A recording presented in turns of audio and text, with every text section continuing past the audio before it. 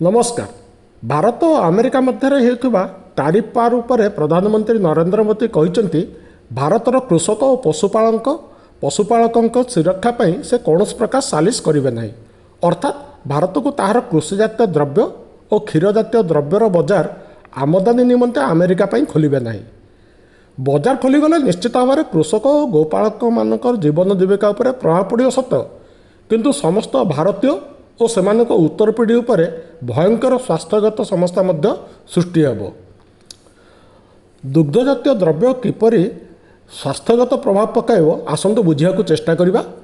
प्रथमतः विभिन्न जलवायु विभिन्न प्रकार समजातीय प्राणी और उद्भिद मध्य एक शारीरिक और गुणगत पार्थक्य रही था। सेहीपरि अमेरिकार गोवंश और भारतर गोवंश मध्य पार्थक्य रही। भारतर गाई माने पतला, बेक मांसबहुल और पिठिरे एक कुज रही था। यही कुज को पुराण में सूर्यकेतु नदी बोली वर्णना कराଯାଇଛି, जहाँकि वायुमंडल समस्त औषधीय गुण ग्रहण करिଥାଏ। तेणु भारतीय गाई मानकर क्षीर को अमृत कहुए और गाई मान को मातृ सम्मान दि जाए। स्वभावतः भारतीय गाई माने शांत स्वभावर। अमेरिकार गाई माने मोटा, पिठिरे कुज न थाए और बेकर मांसपेशी रही न थाए। स्वभावतः चिड़चिड़ा एमाने, किंतु एमाने अधिका क्षीर दे थांती। भारतीय गाई मानकर क्षीर A2 दर्जा प्राप्त और विदेशी गाई मानकर क्षीर A1 दर्जा प्राप्त। एठारे A1 और A2 क्षीर में रही एक प्रोटीन को बुझा जाए। पूरा नाम A2 बीटा कासेन, जहाँकि सहजरे हजम हो जाए और नवजात शिशुक बहुत जरूरी होता है। यह शिशुक इम्यूनिटी बढ़ाइबारे और मस्तिष्क संरचना कराइबारे साहाय्य करे बोली वैज्ञानिक आधार में प्रमाणित। द्वितीय वैज्ञानिक तथ्य होउछि जे भारतीय गाई मानकर क्षीर में फैट अधिका थाए, जहाँकि HDL कोलेस्ट्रॉल बढ़ाई हार्ट ब्लॉकेट दूर करने सहित हार्ट को शक्तिशाली कराई थाए। किंतु विदेशी गाई मानकर फैट कंटेंट बहुत कम।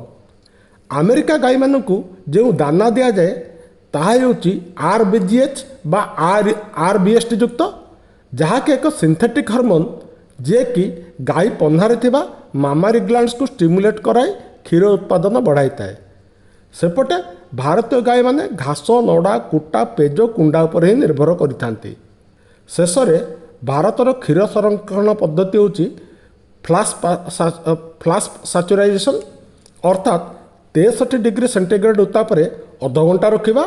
फल क्षीर में रही जीवाणु गुड़िक केवल नष्ट हो जाए। किंतु अमेरिकार पद्धति होउछि UHT, अर्थात 135 डिग्री सेंटीग्रेड रे अल्प समय रखा जाए। एथिरे क्षीर में थिबा जीवाणु सहित मौलिक गुण गुड़िक नष्ट हो जाए। किंतु यही क्षीर गुड़िक बहुत दिन धरी व्यवहार उपयोगी ही रही था। एबे आपण माने विचार करंतु, सिंथेटिक हार्मोन द्वारा प्रस्तुत क्षीर जहाँ मौलिक गुण भिन्न, सेपरी क्षीर को भारतीय खाउटी मानक जोगाई तांकर स्वास्थ्य सहित खेलिबा ठीक हेबो ना नाही? उत्तर आपण मानकर। धन्यवाद। जय जगन्नाथ।